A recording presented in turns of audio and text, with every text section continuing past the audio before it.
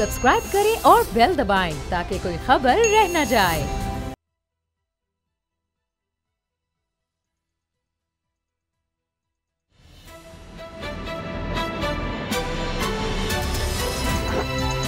अब पता चला। बिस्मिल्लाहिर्रहमानिर्रहीम, अस्सलाम वालेकुम। मैं हूं मोहम्मद उसामा गाजी और आप देख रहे हैं अब पता चला। कोरोना की वबा मईशत से मुआशरत तक हर शोबे को मुतासर कर रही है। आज इसकी वजह से जुम्मे के इज्तिमात महदूद हुए। इस्लामी नजरियाती कौंसिल ने इस हवाले से सिफारिशा दी थी। जय्यद उलमा किराम ने भी इसकी तायद की थी। सिंध हुकूमत ने कल ही इस बात का ऐलान कर दिया था और 12 से 3 बजे तक लॉकडाउन में सख्ती कर दी गई थी। एक तरह से बिल्कुल कर्फ्यू का माहौल था।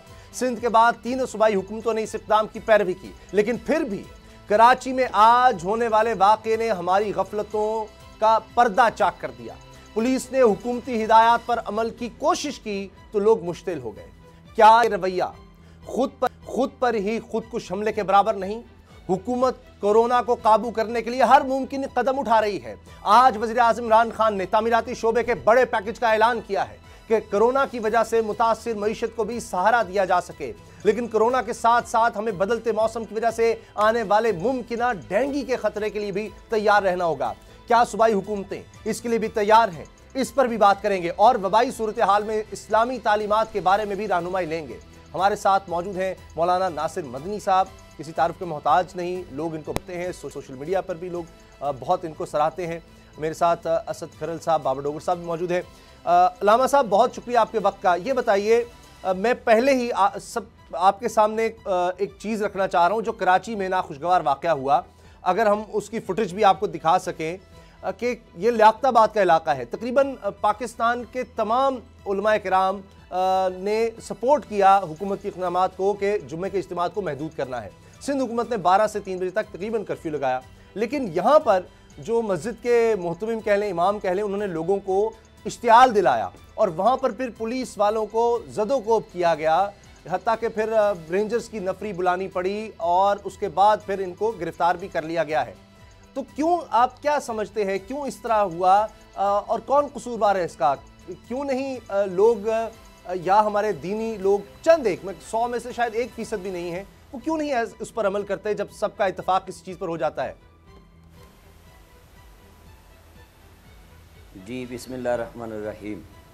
देखें सामा भाई, सबसे पहले जो ये मस्जिद में वाक़या बयान कर रहे हैं कि आज पुलिस के साथ जो रवैया अख्तियार हुआ, कुरान मजीद ने सबसे पहले ये कहा है कि आपने अपने मुल्क में इस्लामी हुकूमत हो या आप गैर इस्लामी हुकूमत में रहते हो दूसरे मुल्कों में, तो आपने अब आइन की पाबंदी करनी है। तो ये तो हमारा मुल्क की इस्लामी है, तो इसमें तो इस्लाम ने ये रहनुमाई दी है कि आप अपने आइन के पाबंद हैं। और फिर कुरान मजीद ने यह दंगा फसाद और तशद्दुद करना, कुरान मजीद में अल्लाह करीम ने फरमाया वल फितना शद्दु मिनल कत्ल, फितना कत्ल से भी बदतीन गुनाह है। एक तो कत्ल करना होता ना तो बड़ा जुर्म है, तो ये फसाद, दंगा करना, तशद्दुद करना, ये उससे भी बड़ा गुनाह है। तो वैसे भी ये जो पुलिस है, ये तो एक कानून पे इम्प्लीमेंट अमल दरामद कराने वाली हमारी पहली फोर्स है जो सबसे पहले अवाम के पास जाती है कि ये पाकिस्तान के आइन की बात का मसला है, ये हुकूमत का कानून है, तो इस पर आप अमल करें। तो हमें चाहिए कि उलमा इकराम को मिंबर से ये पैगाम देना चाहिए कि जब भी मस्जिद के अंदर या बाहर पुलिस आए तो लोगों को कहें कि इनका एहतराम करें। अगर उलमा इकराम ने ही ये काम करना है कि मस्जिद से ये पैगाम जाएगा कि लोगों के ऊपर, देखा है आपने खुद ही बयान कर दिया और सोशल मीडिया पे भी लोगों ने देख लिया कि एक पुलिस वाले पे कितना तशद्दुद हो रहा है। उसके बाद हमारी पाक फ़ौज आई तो फिर थोड़ा सा अमन हुआ।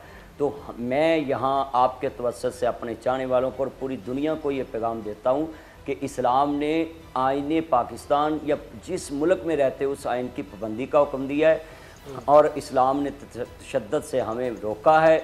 और यहाँ जो मस्जिद का जो मिंबर का माहौल है, वहाँ तो ये है कि एक आदमी ने मस्जिद में आकर पेशाब किया तो मेरी सरकार ने कहा कि इसको डांटना मत, तो प्यार से उसको बताया कि ये इबादत खाना है, ये तहारत खाना नहीं, तो आप उधर जाएं उसमें वाशरूम में। तो ये हमें मस्जिद से पैगाम मिला है अपने हबीब से।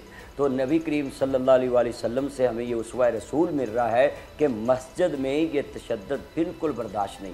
तो हर आलम दीन को, ख्वाह वो किसी भी फ़िक़ा का आलिम है, तो उसको उसवाए रसूल पे ही अमल करना चाहिए कि उसको चाहिए था कि पुलिस के साथ जो ताउन करते, फौज के साथ, रेंजर के साथ और डॉक्टरों के साथ और जितने पैरामेडिकल स्टाफ, हमें ये कोरोना वायरस के मसले पे अपने हर फोर्स से ताउन करना चाहिए। बिल्कुल सही। अच्छा, मैं चाहता हूं कि बाबर साहब भी, असद साहब भी सवाल करें। मैं मुख्तसरन एक छोटा सा सवाल, इस पर बहुत बात हो गई, अब ये साबित हो चुका कि पहले ज़ायरीन आए तो वहाँ पर बहुत ज़्यादा उसकी वजह से फैला, फिर तबलीगी जमात के हवाले से अब आ रहा है कि 100 से ज़्यादा लोगों में ये फैल चुका है, यानी बाकायदा जिनके टेस्ट पॉजिटिव। अब उसमें पता चल रहा है कि जहाँ भी इज्तिमा हो, चूँकि ये मजहबी इज्तिमा इस तरह के हुए, उससे पहले शादी हॉल वगैरह बंद कर दिए गए थे, तो ये काफ़ी अरसा ज़ाहिर एक दूसरे के करीब रहते हैं जब कोई मजहबी इज्तिमा होता है कई दिन।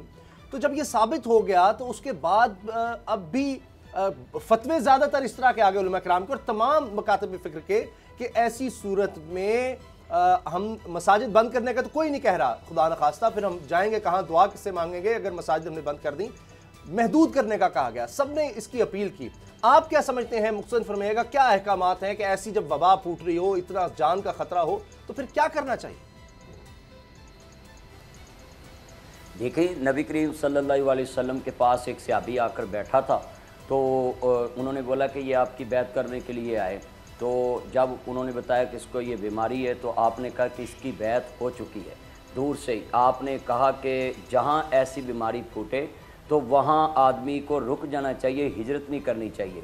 तो इसलिए मसाजिद से यही पैगाम जाना चाहिए कि ये जो वबा है ये आलमी है, ये किसी मज़हब के साथ नहीं जोड़नी चाहिए, किसी फ़िरके के साथ नहीं जोड़नी चाहिए। मैं कहता हूँ ये वक्त है इसको संभालने का, ये वक्त है इस टाइम भी ये आगे ना फैले। पिछली जो चीज़ें हो गई हैं कि उसको नहीं रोका, उसको नहीं रोका, ये वक्त हाथ से गुजर गया है। अब हमारे पास सबसे बड़ा ये मसला है कि तमाम मसालक के उलमा ने जब ये इकरार, मैंने भी पिछला जुमा नहीं पढ़ाया, इस दफ़ा भी नहीं पढ़ाया और अपने चाहने वालों को भी बोला कि घर में पढ़ो।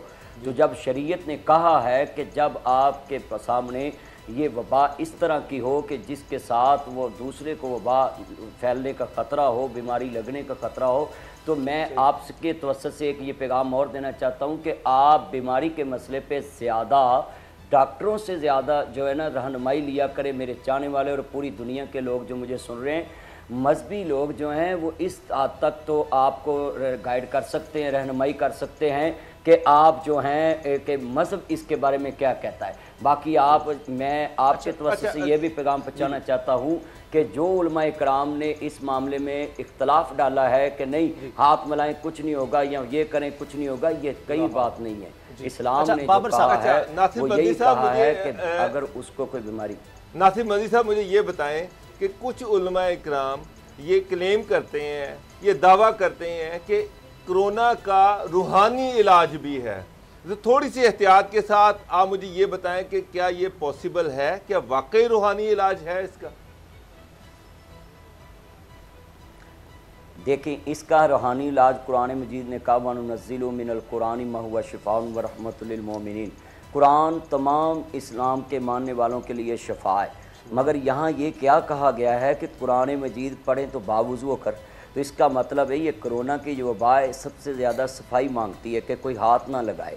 तो इसलिए इस्लाम ने इसका रूहानी इलाज ये बताया है कि आप ज़्यादा से ज़्यादा बावुज़ू रहें, गुस्ल करें, कपड़े रोज़ चेंज करें कि आपके जरासीम करीब ना आएँ। तो इससे बड़ा रूहानी इलाज क्या इस्लाम ने बताया कि इस्लाम ने खुद कह दिया कुरान बज़ाते खुद शफा, बावुज़ू होकर कुरान पढ़े, इस्तग़फ़ार करें, अल्लाह से माफ़ी मांगे। और ये वक्त मजाक का नहीं है। मैं सोशल मीडिया पे देख रहा हूँ कोरोना का मजाक बनाया जा रहा है, तो बिल्कुल रूहानी इलाज मौजूद है कि आप बावुज़ू रहें, नमाज़ पढ़ें और जैसे बोलने ये बात जमात नमाज का सिलसिला, शुक्रिया, आई सलूट यू, ये मैं बड़ी ऑनर करता हूँ इसके अमल की। तो आपके ज़रिए ये पैगाम पहुँचाता हूँ, कुरान मजीद की तिलावत ज़्यादा करें, घर में गप्पे कम मारें। ये वक्त तौबा इस्तग़फ़ार का है, मजाक बनाने का नहीं। हम कोरोना का मजाक उड़ा रहे हैं, ये क्या है। और कई मैं बातें सुन रहा हूँ कि कुछ नहीं होता, जो होना है वो अल्लाह की तरफ से हो जाएगा। नहीं, इस्लाम ने कहा कि एक दफ़ा नबी करीम सल्लल्लाहु अलैहि वसल्लम ने फरमाया कि पहले ऊँट को आपने बांधना है, फिर अल्लाह की सुपुर्द करना है। ये कंसेप्ट ही गलत है कि कहना जी बस जो होना है वो तो होना ही होना है। नहीं, ये कंसेप्ट बिल्कुल गलत है।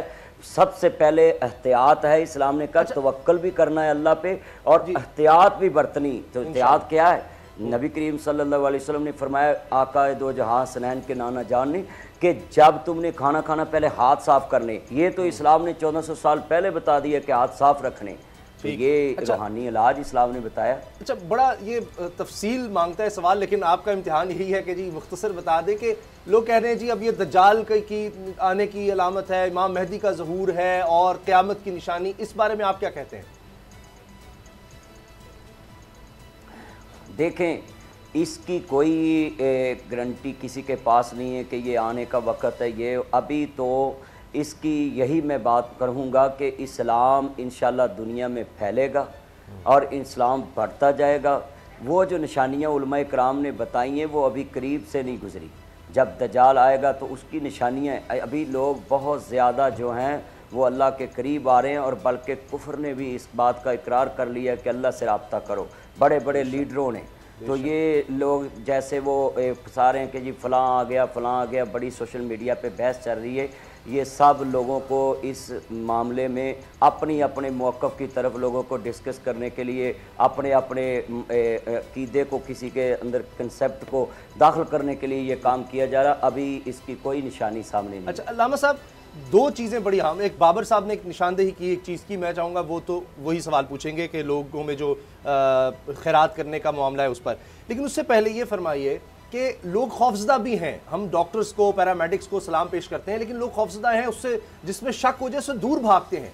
जबकि ये भी कहा जा रहा है कि जो इस वबा से अगर दुनिया से जाता है वो शहीद है। अब उस मरीज़ की खिदमत करने का कितना सवाब है, और खुदा न खास्ता अगर वो दुनिया से चला जाता है, वो शहीद है, तो उसका भी बड़ा फिर मकाम है। तो हम लोग इतना ज़्यादा क्यों खौफजदा हो रहे हैं कि मरीज़ है अगर कोई, तो कैसे कि कोई पता नहीं, यानी किसी शूदर से भी बदतर जो जिस तरह वो वहाँ पर कोई सलूक करे, या पता नहीं किस तरह किसी बदतरीन कोई पलीद किसी चीज़ से जिस तरह कोई सलूक करता है, खुदा न खास्ता हम उस तरह से उसके साथ बिहेव करने लगे हैं। इस पर आप क्या कहते हैं कि कितना अहम है किसी मरीज़ की, या जो खुदा न खास्ता अल्लाह ना करे वो मरीज़ अगर शहीद भी होता है तो वो आपके लिए तो बहुत बड़ी बात होगी अगर आपने उसकी खिदमत की। देखिए, ये डॉक्टर साहब कौम के मसीहा हैं, तो जब इंसान को एक जहाज़ में बैठा हो तो पायलट ही कह दे कि मैं कुछ नहीं कर सकता, तो सारे पैसेंजर तो परेशान हो जाएंगे।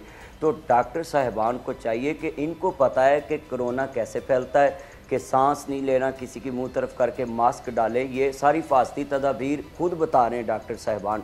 तो इनको चाहिए कि मरीज़ के सामने ये सारे अपने फास्ती जो है सामान के साथ सब पेश आएँ, अपने हाथ जो डांपे हों जिस्म के ऊपर, आप जो कि मिली इनको गवर्नमेंट को चाहिए कि सारे फास्ती सामान को प्रोवाइड करे, और इनको चाहिए कि मरीज़ के साथ पास बैठकर उसको ऐसा महसूस करें कि उसको कुछ हुआ ही नहीं। उस डॉक्टर तो कहते ही उसको जो आखिरी सांस तक मरीज़ को कहे कि इंशाल्लाह आप बच जाएंगे। सबसे ज़्यादा डॉक्टर साहबान की ज़िम्मेदारी है पैरामेडिकल स्टाफ की और नर्सेज की कि वो अपने फास्ती सामान हुकूमत से मुतालबा करें, वो पूरे करें और फिर मरीज़ के पास जाएं। इंशाल्लाह मुझे अल्लाह से उम्मीद है कि ये डॉक्टर साहबान उनसे नरमी बरतें, अल्लाह इन पर रहम करेगा। मन ला यरहम वला युरहम, जो किसी पर रहम नहीं करता अल्लाह भी उस पर रहम नहीं करता। तो ये कुरान मजीद ने कहा वाइज़ा मरीज़ तुफ़ा हुआ यशफ़ीन, हज़रत इब्राहीम अलैहिस्सलाम ने क्या कहा था कि जब मैं बीमार होता हूँ तो मेरे अल्लाह मुझे शिफा देता है। तो इसलिए ये डॉक्टर साहबान ने कहा है कि ये सांस के ज़रिए हाथ लगाने के फैलता है। तो ये डॉक्टर साहब के पास तो सामान है फास्ती, इनको किसी से नफ़रत नहीं करनी चाहिए और ये तासर ख़त्म करना चाहिए कि कोरोना के मरीज़ के पास जो आएगा उसको भी लग जाएगी। जो हाथ लगाएगा ये खुद ही बता रहे हैं, जो सांस उसके सामने लेगा, छींक मारेगा तो वो हवा के ज़रिए उसमें दाखिल होगा। इसलिए मेरी अपील है कि शरीयत ने जो कहा है वो यही कहा है। एक बड़ा अहम इशू आ रहा है कि मुख्तलिफ अज़ला में मुखय्यर हजरात और NGOs और इस तरह जो है इंडस्ट्रीज जो हैं वो राशन तकसीम कर रही हैं।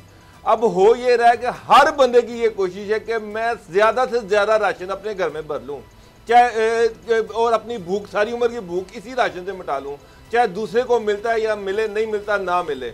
मेरे बार मैंने बड़े ज़िलों में फ़ोन किए हैं, मुझे एक ही बात सामने आ रही है कि यार लोग बाज ही नहीं आ रहे। इधर से सामान लेके घर छोड़ के आते हैं, उधर से फिर लाइन में लग जाते हैं, उधर से फिर लाइन में लग जाते हैं। तो ऐसे लोगों के लिए क्या इस्लाम क्या कहता है कि ये जो लोग जो है जो अपना घर भरने के लिए लगे हुए हैं और किसी को ये ख्याल ही नहीं है कि यार मेरे साथ वाले को मिलता है ना मिले, एक आदमी है जो राशन बांट रहा है, उसका मकसद ये है कि ज्यादा से ज्यादा लोगों तक राशन पहुंच जाए, लेकिन लोग जो है वो इस तरह की हरकतें कर रहे हैं। जी देखें बाबर डोगर साहब, इज़्ज़त माब, इससे बड़ी मिसाल मैं पेश नहीं कर सकता, क्योंकि हमारे लिए उसवा रसूल एक आइडियल नमूना है। तो नबी करीम सल्लल्लाहु अलैहि वसल्लम को ही हम मिसाल बनाते हैं। देखें, एक जंग का वाक़या है कि 3 लोग 4-5 लोग जब बिल्कुल ज़ख्मी हालत में पड़े हैं, तो एक आदमी ने एक मशकीज़ा पानी का लिया और वो अपने कंधे पे डालकर उनके पास जा रहा है और जज्बा इसार के तहत कि लो जी तुम पानी पी लो। तो एक आदमी ने देखा कि अगले के सांस जो हैं वो उखड़ रहे हैं, उसकी सांस उखड़ रही है, आखिरी अचकोले ले रही है। तो उसने क्या बोला? उसने बोला भाई मेरे अभी सांस बाकी हैं, आप इसको पानी पिला दो।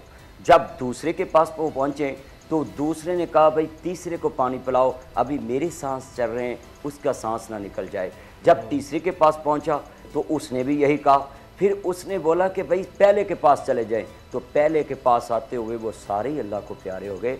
ये जज्बा इसार कुर्बानी मांगता है। इस्लाम ने ये तालीम दी कि हर लाइन वाले को चाहिए जो बूढ़ा लाइन में लगा है उसको खुद जवान लेकर दे दे, जो अम्मा लाइन में लगी इनको फासले में रखें और उनको खुद लेकर दें। और इनको ये वाक़या ज़रूर याद रखना चाहिए कि जो साहब सरवत सखी लोगों को दे रहा है तो उसको चाहिए कि इन लोगों के ऐसा इंतजाम कर दे कि उसके पास जाकर वो थैला पकड़ा दे। उलमा किराम को तो ये रोल प्ले करना चाहिए, लोगों को ये चीजें बताएं कि यार ये करो, बजाय इसके कि उनको मस्जिदों में इकट्ठा कर लें या उनको कहें कि आप जिससे कोरोना फैलता है उन चीजों की तरफ लेके जाएं।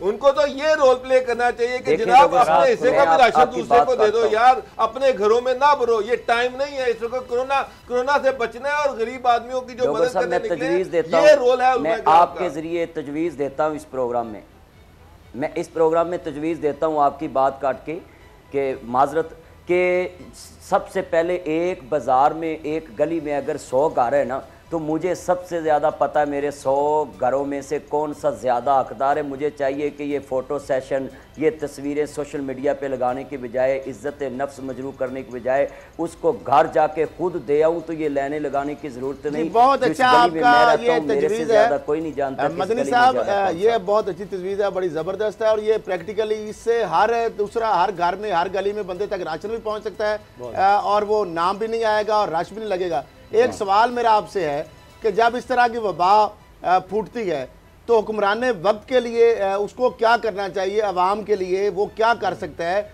आप उस हवाले से क्या तजवीज़ देते हैं? अवाम को क्या करना चाहिए और हुक्मरान वक्त जो है उनका हुकूमतों का क्या किरदार होना चाहिए? बहुत अच्छा। देखें, ये तो वैसे ही माशाल्लाह जो हुकूमत चल रही है इसका तो स्लोगन बहुत प्यारा, मदीने की रियासत। तो मदीने की रियासत में खल साहब, इज़्ज़त माब, सबसे मेरा बड़ा पैगाम हुकूमत को ये है कि अगर पोलियो के कतरे घर घर जाकर पिला सकती है हुकूमत, इनके पास डाटा मौजूद है कि इनके पास मरदमशुमारी का डाटा मौजूद है कि जिसमें लोगों ने लिखाया हुआ कि हम दिहाड़ीदार हैं, हम मजदूर हैं, वो डाटा निकालें। और इनके पास जो सरकारी अमला बल्दिया का है, हर टाउन कमेटी में 15, 20, 30 इनके पास मुलाजम हैं, उनके पास गाड़ियाँ जो सुबह बल्दिया वाले लोगों की छाबड़ियाँ उठाकर ला सकते हैं, तो उनकी ड्यूटी लगाएं। मेरी तजवीज़ के मुताबिक नई तंजीमें, नई फोर्सें बनाने से ये काम नहीं चलेगा, ये इस पे सियासत होगी। सबसे ज़्यादा मसला है कि वो बल्दिया के मुलाजम और उनकी गाड़ियाँ यूज़ करें और वो बल्दिया वाले हर गली से वाकफ़ है, झाड़ू देने जाते हैं जो लोग, वो सब गलियों से, घरों से वाकफ़ हैं। उनकी गाड़ी पे वो सामान जो हुकूमत राशन दे रही है ये सारा कम कर रही है। कि अगर पैसे भी देने हैं तो ये मैं कहता हूँ कि फार्म ये जो भर रहे हैं सारा कुछ सिलसिला ये किसी अकदार तक इतना नहीं पहुँचेगा। ये बल्दिया की ड्यूटी लगाएं, जो इनके जो एडमिनिस्टर हैं, जो भी इस टाइम इनकी लोकल गवर्नमेंट की जगह काम कर रहे हैं, जो चेयरमैन इन्होंने ख़त्म किए हैं, तो उनकी जगह जो काम कर रहे हैं उनकी वो गाड़ियाँ लें। गाड़ियाँ भी नहीं लेनी पड़ेगी, वो जो छाबड़ियाँ उठा कर लाते हैं बल्दिया में रोज़ाना, तो वो अब तो फारग दुकानें बंद है, छाबड़ियाँ ख़त्म, कोई तजावज़ात नहीं है। तो उनकी ड्यूटी लगाएं, वो हर गली में जाएं और अपने अपने इलाके को कंट्रोल करें। हुकूमत का सबसे बड़ा यही ज़िम्मा है, जैसे पोलियो के ऊपर कंट्रोल किया है, यही घर घर जाकर लोगों की इज्जत भी बचेगी। हाथ में वक्त जो है साथ एक और भी तजवीज़ है, जिस तरह सूबाई दारुल हुकूमत में कुर्बानी से पहले हम देखते हैं कि जो यहाँ पे वेस्ट मैनेजमेंट जो कंपनी है वो घरों में लिफाफे देते हैं बड़े कि जो आलाइशें इसमें डालनी है, तो उस अमले को भी सारे को वो भी आजकल क्योंकि जिस तरह आइसोलेशन में लोग हैं वो भी फारग है ऑलमोस्ट, तो उसको भी मेरा ख्याल है इस्तेमाल किया जा सकता है। लाहौर में तो कम से कम वो भी कैटर कर सकता है। जी बिल्कुल, मैं आपसे एग्री करता हूँ। जितने भी ये इनके पास मुलाजम इस टाइम फारग बैठे हुए हैं उनको भेजे मोहल्लों में, मोहल्लों से वो वाकफ़ हैं। अच्छा नासिर मदनी साहब, हुकूमत ने लॉकडाउन किया हुआ है, गवर्नमेंट बार बार ये कह रही है कि ये ऐसा मर्ज है जो हाथ मिलाने से सोशल जो आप जितना लोगों से मिलेंगे उससे ये फैलता है, उसके बावजूद लोग घरों से बाहर निकल रहे हैं। तो एक ये रियासत मदीना की आपने बात की, तो रियासत मदीना में एक इस्लामिक स्टेट में एक आम आदमी की भी तो रोल है, उसकी भी तो जिम्मेदारी है, वो क्या है जरा मुझे बताएं। देखें, इसमें मैंने पहले ही शुरू में कह दिया था कि हर शहरी अपने आइन का भी पाबंद है और अपने इस्लाम का भी पाबंद है। अल्लाह के फजल से पाकिस्तान की हुकूमत भी इस्लामी, आइन भी इस्लामी है और लोग भी ज़्यादातर इसमें 97% जो है वो मुसलमान और 3% जो है मिनॉरिटी हैं, अक़लियत। तो हमें तो चाहिए कि हुकूमत ना भी कहे, डॉक्टर साहबात की तजवीज़ पे हम अमल कर लें। ये सियासी मसला नहीं है, ये तो हमारी सेहत का मसला है। हर आदमी को चाहिए, डॉक्टर जब हमें कहता है कि खांसी आपको लगी, आपने चावल नहीं खाने, आपने दही नहीं खाना, तो हम घर में वो नहीं ना खाते, तो ये तो हमारी सेहत का मसला है। हुकूमत तो सिर्फ ज़ोर लगाती है, उसकी ज़िम्मेदारी होती है कि वो अपनी रैयत को बचाए, अपनी अवाम को बचाए, ये हुकूमत की ज़िम्मेदारी। तो अब आम शहरी का ये फ़र्ज़ है, जैसे घर में बैठे एक डॉक्टर के नुस्खे पे अमल करता है कि मुझे खांसी लगी है तो मैंने दही नहीं खाना, मैंने खट्टी चीज़ नहीं खानी, इसी तरह जो डॉक्टर साहबान ये तजवीज़ कर रहे हैं तदबीरें, हमें बिला इस पे अमल करना चाहिए। और जो कह रहे हैं कि हाथ ना मिलाओ, अपनी सफाई रखो, इकट्ठे मत बैठो, हम लूडो खेल रहे हैं, मैं पंजाबी च दसा, मेरे चन्न बह के लूडो खेल रहे हैं, गेंदा के बल्ले, वो गेंद हर हाथ चों निकल के जाती है।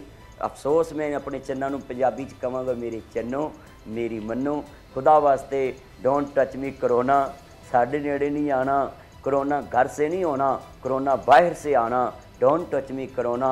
कोरोना आपको तब ही टच करेगा जब आप बाहर जाएंगे, एक की गेंद दूसरे हाथ में, दूसरे हाथ में, तीसरे हाथ में, तो क्रिकेट खेलते खेलते कहीं कोरोना घर ना ले आना। इस लाल शर्ट और ब्लू शर्ट मेरे चन्नों, खुदा के लिए घर में बैठो, घर में बैठकर अल्लाह से माफ़ी मांगो, अल्लाह से तल्लक कायम करो। बहुत बहुत शुक्रिया लामा नासिर मदनी साहब, अपने मखसूस अंदाज़ में, यही हर दिल अजीज़ उनका अंदाज़ है, अवामी अंदाज़ जो आप लोग बहुत पसंद करते हैं। उन्होंने बड़ी ज़बरदस्त गुफ्तगू की, आप सबने देखा है। बहुत शुक्रिया लामा नासिर मदनी साहब। ब्रेक का वक्त है, ब्रेक के बाद हम मिलेंगे और कुछ बड़े ही अहम मामलात हैं जिन पर हमने असद खरल साहब, बाबर डोगर साहब से बात करनी है। पंजाब गवर्नमेंट के लिए एक और इम्तिहान की घड़ी है, डेंगू का ख़तरा पैदा हो चुका है और मईशत को कितना नुकसान हो रहा है ये इस सारे मामले से, और इमरान खान साहब ने क्या ऐलानात किए हैं ख़ासतौर पर कंस्ट्रक्शन इंडस्ट्री के लिए। ब्रेक के बाद बताएंगे।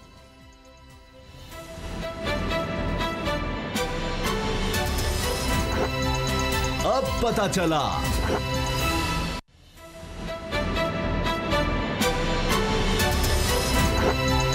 अब पता चला।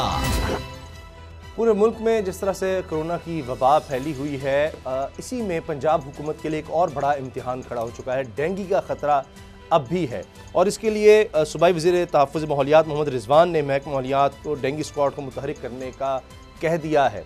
बाबर डोगर साहब, ये एक बड़ा इम्तिहान हो चुका है। आप क्या समझते हैं कि कितना मुश्किल है ये काम कि एक तरफ कोरोना है, उसके लिए सारी मशीनरी उस तरफ मुतहरिक है, फिर ये डेंगू का ख़तरा है, या ये जो स्प्रे वगैरह किया जा रहा है, तो ये दोनों के लिए भी यानी कारामद हो सकता है। उसामा साहब, अब ये तो कोई टेक्निकल बंदा ही बता सकता है कि ये जो स्प्रे किया जा रहा है क्या ये डेंगू के लार्विक को भी मारेगा या सिर्फ ये कोरोना से ही बचाएगा। लेकिन हुकूमत की जो मुश्किलात है उसमें इजाफा हो रहा है, लोगों की मुश्किलात में भी इजाफा हो रहा है। अब आप देखें कि डेंगू जो है वो घरों में मच्छर, आप एक तरफ कह रहे हैं कि लोग घरों में रहें, दूसरी तरफ घरों में मच्छर और वो डेंगू का ख़तरा। लास्ट टाइम पिछले साल देखें तो पंजाब में बेहतर इंतजाम थे, ठीक थे, और उसकी वजह से डेंगू उस तरह से नहीं फैला जिस तरह से माजी में फैलता रहा है। तो उम्मीद तो है, मैं ये उम्मीद तो कर रहा हूँ कि अल्लाह ताला हम पर ख़ास अपना करम करेगा और इस दफ़ा डेंगू से उस तरह से ख़तरा नहीं होगा जिस तरह से माजी में ख़तरा रहता रहा, क्योंकि मादी में भी गवर्नमेंट ने, पिछली गवर्नमेंट ने, इस गवर्नमेंट ने, दोनों गवर्नमेंट को क्रेडिट देना चाहिए, खासा डेंगू पे काम किया और डेंगू खासी हद तक कम हो गया। तो उम्मीद तो यही की जा रही है कि डेंगू की वबा उस तरह से नहीं फैलेगी जिस तरह से माजी में फैलती। ठीक है, खरल साहब आप क्या कहते हैं? मैं समझता हूँ अभी तो फिलहाल तो कोरोना है, और जब भी हमेशा कहते हैं ना कि बरगद का और जो बोर के दरख्त के नीचे छोटा जो दरख्त है वो फल फूल नहीं सकता। तो मामला ये है कि ये इसमें कोई शक नहीं है कि हमें कोरोना के साथ साथ डेंगू का भी ख्याल रखना है। कि जो ही आगे आप देख रहे हैं घरों में अभी से जो मच्छरों की सूरत हाल आ रही है और डेंगू जिस तरीके से आपको पता है, अब समझ ये भी नहीं आएगी उसामा साहब, ऑलमोस्ट जो डेंगू और कोरोना बहुत सारी चीज़ें कॉमन है उसमें, क्योंकि डेंगू के साथ भी बुखार होता है और नज़ला ज़ुकाम और बुखार जब आ जाए तो दूसरी जानब कोरोना चल रहा है।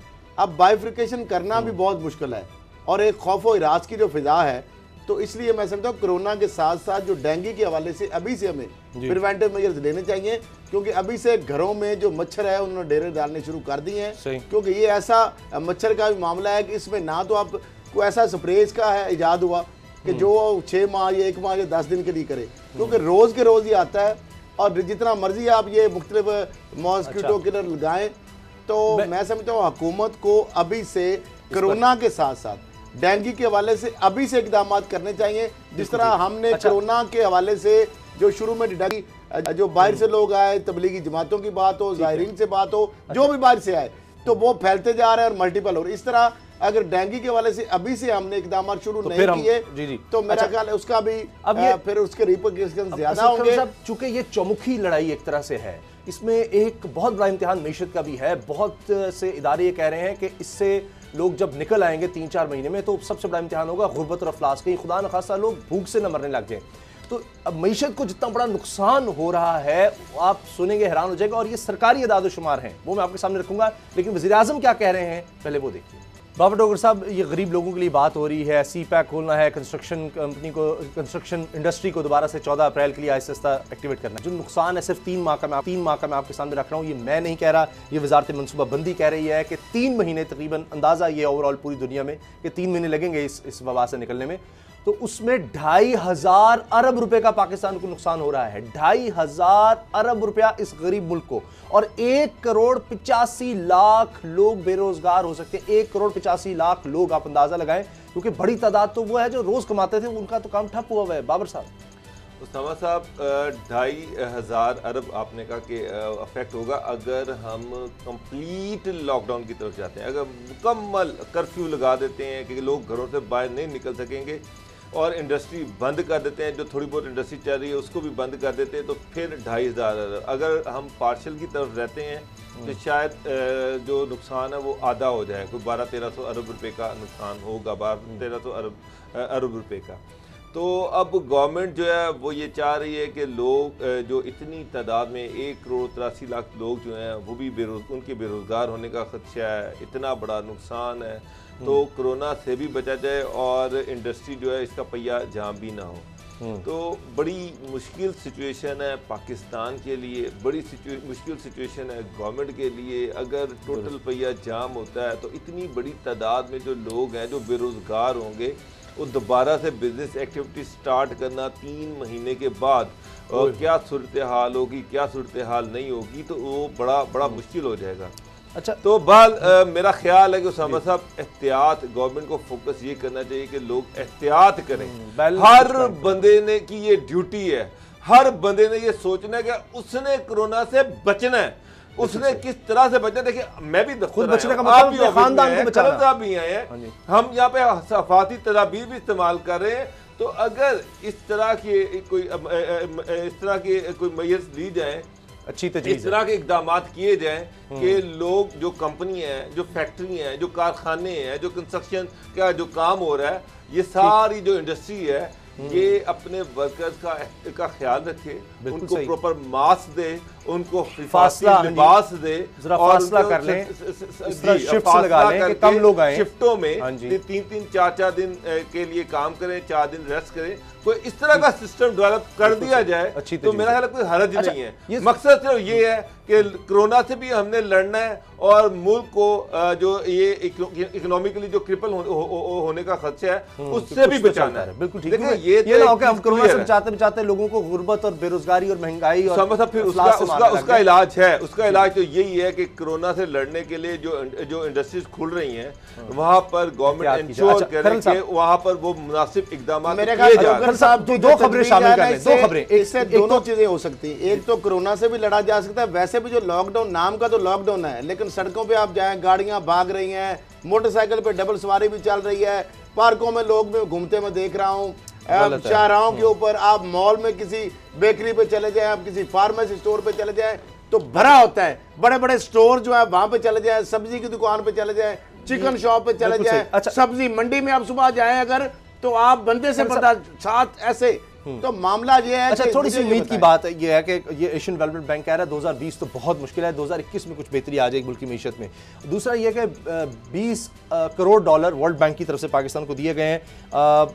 32 अरब रुपया तकरीबन बनता है, 2,500 अरब का नुकसान, 32 रुपया। लेकिन ये खैर ये कोरोना से लड़ने के लिए देखिए मामला आपको लगता है उसामा इससे साहब फर्क पड़ेगा? बात ये है कि कोरोना जो आ गया है ना, ये पूरी दुनिया के लिए एक आफत बन गया है। यकीनन। पाकिस्तान की मईशत तो पहले ही डूब रही थी, पहले ही आखिरी सांसें गिन रही थी, और जिस तरीके से इस हुकूमत को जो जहेज में चीजें मिली हैं, जिस तरीके से कितने अरब डॉलर इन्होंने मांग तांग के, कोई सऊदी अरब से, कोई यूएई से, कोई चाइना से, कोई टर्की से, कोई कहां से किस तरीके से इन्होंने किया, IMF से, वर्ल्ड बैंक से सारी इमदादें ले लूके, तो पिछले जो बैकलॉग है वो भी अभी क्लियर नहीं हो पा रहे। आगे से ये कोरोना आ गया। मामला ये है, जिस डॉक्टर साहब ने बात की, दो चीजें। एक है प्रिवेंटिव मेजर, उसको भी हमने इंश्योर करना है। दूसरी जानब से जो आपके हुकूमत सारों को राशन नहीं दे सकती, हुकूमत सब लोगों को जो उनको खाना नहीं दे सकती, डेली वेज को नहीं दे सकती, तो उसके लिए ठीक है। जो कंस्ट्रक्शन इंडस्ट्री की उन्होंने बात की, जो कारखानों की बात है, जो दीगर भी जो चीजें हैं वहां पे इस तरह के अगर प्रिवेंटिव मेजर, और खास तौर पे अच्छा। जो कारखानों के मालिक हैं उनकी अच्छा, आप मजदूरों सर, की ब्रेक का बात वक्त है। करते हैं, ब्रेक। वो भी क्राइसिस में है। सही है, ब्रेक उनके लिए ले रहे हैं। मुश्किलात ब्रेक के बाद पैदा हो आपको रही हैं। बताएंगे किस तरह भारत में मोदी सरकार ने ये रुख भी मुसलमानों की तरफ मोड़ दिया है कोरोना का, और क्या वहां पर सलूक किया जा रहा है मुसलमानों से, इसका बहाना बनाकर ब्रेक के बाद बताएंगे।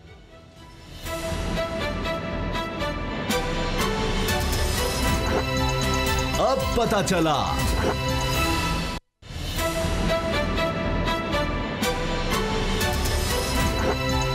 अब पता चला। बीजेपी के अहम रहनुमा हैं सुब्रमण्यम स्वामी। उन्होंने मुसलमानों के खिलाफ जो लब लहजा इस्तेमाल किया, उस पर वज़ीर-ए-आज़म इमरान खान ने भी कहा है कि ये वही लहजा है जो नाजी इस्तेमाल करते थे। और उसके बाद आपने देखा कि किस तरह कत्लेआम हुआ। मैं आपको पहले एक रिपोर्ट दिखाना चाह रहा हूँ, फिर इस बारे में बात करते हैं। बाबर साहब के बीजेपी कह रही है, उसका हम रहनुमा कह रहा है कि ना तो मुसलमानों को भारतीय शहरी समझते हैं, जहाँ पर भी मुसलमान होंगे वो मुल्क खतरे में होगा। तो इसका मतलब है मकबूजा कश्मीर में इसलिए उन्होंने डोमिसाइल वाला मामला खेला है कि वहाँ पर अब मुसलमानों की आबादी को अक़लियत में बदल दिया जाए, और यहाँ भी जो मुसलमान हैं उनको भी ख़त्म कर दिया जाए, क्योंकि वो तो साफ कह रहे हैं कि मुसलमान यहाँ के शहरी नहीं हैं, और जहाँ भी मुसलमान होंगे वो मुल्क खतरे में होगा, लिहाजा मार दो इनको। सामा साहब, ये मोदी की पॉलिसी है।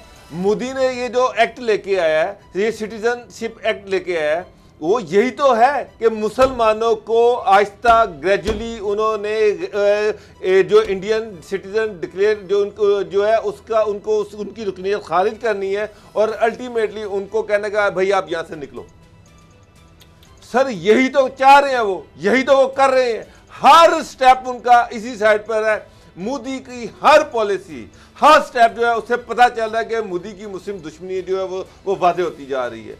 उसकी ये कोशिश है कि इंडिया का जो सेकुलर फेस है उसको ख़त्म किया जाए, इंडिया को एक प्योरली हिंदू स्टेट बनाया जाए, हिंदू और हिंदू डोमिनेटेड स्टेट बनाया जाए, और जो मुसलमान है उनका तो ये खास तौर पर दुश्मन है। वो बंदा जिसको गुजरात का कसाई कहा जाता है, अब वो फिर मुसलमानों के खून के दर पे इसीलिए हुआ है। उसको पता है कि अब कोरोना का मामला है, वो उसको इस्तेमाल कर रहा है खरल साहब के, जैसे ये सारा मुसलमानों ने फैलाया है, और वो भी इसको और इसी बहाने में सारी दुनिया की तवज्जो इस पर है, उसने मकबूजा कश्मीर में डेमोग्राफी चेंज करने का हथियार खेल दिया। देखिए, जो डोगर साहब ने बात की है, हिंदुत्व जो है या जो बीजेपी का जो इमरान खान साहब ने बात बड़ी ज़बरदस्त की है। उन्होंने कहा कि इम्तियाजी सलूक जो भारतीय जनता पार्टियाँ की जो आपने सबरानियम की बात की है, उन्होंने जो ट्विटर के हवाले से उनकी वीडियो भी शेयर की है। अब ये जो ज़बान बोल रहे हैं, ये जो बोली बोल रहे हैं, ये जो माइंड सेट है, बेसिकली ये मोदी को रिफ्लेक्ट कर रहे हैं, उसका माइंड सेट।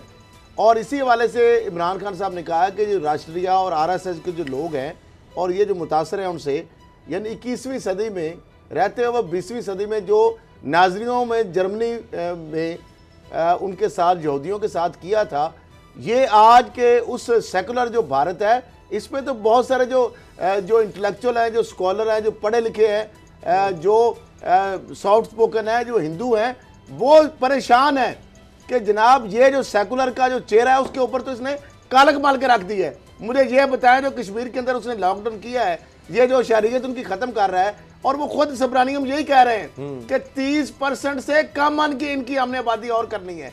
जो शहरियत के राइट का उसका मतलब ये है कि वो ये चाहते हैं कि जिस तरह डोगर साहब कह रहे हैं कि हिंदू डोमिनेटिंग स्टेट बने, ये जो सिर्फ हिंदू स्टेट बने। मुसलमानों का तो है ही दर पे दुश्मन है। पहले भी मुशर्रफ उसको जो गुजरात कहा गया था। मामला ये है, सिखों का भी वो कोई हमदर्द नहीं है। सिखों का पहला ये काम है, अगली बारी सिखों की है। मामला ये है, 20 करोड़ मुसलमान वहां पे बसते हैं। मुसलमानों से हटके वो जो दल्लत और शूदर के साथ और जो बाकी जो छोटी जो निचली जात की जो लोग हैं उनके साथ जो मोदी पता नहीं वो किस चीज का बना हुआ है। मामला ये है कि अल्टीमेटली ये जो सारी चीजें कर रही हैं वो एक दहशतगर्द है, वो एक इंतहा पसंद है। दुनिया उसके ऊपर खामोश तमाशा ही बनी है और वो जिस तरीके से उसको मौका मिल गया है कोरोना की वजह से, उसका को हाथ रोकने वाला नहीं है। तवज्जो हो रहा है, मार दो इनको, कह दो कि जिनकी वजह से फैल रहा है। मकबूजा कश्मीर के वहाँ मुसलमान अभी ज्यादा थे आबादी, तो फिर उन्होंने कहा जी वहाँ लोगों को डोमिसाइल देने लग जाओ, तो दूसरे लोग भी जाकर आबाद हो जाए, जो आज से पहले नहीं हो सकता था। ये इसकी आड़ में उसने कर दिया। प्रोग्राम देखने का बहुत बहुत शुक्रिया, दुआ में याद रखिएगा। इजाज़त दीजिए, अल्लाह हाफ़िज़।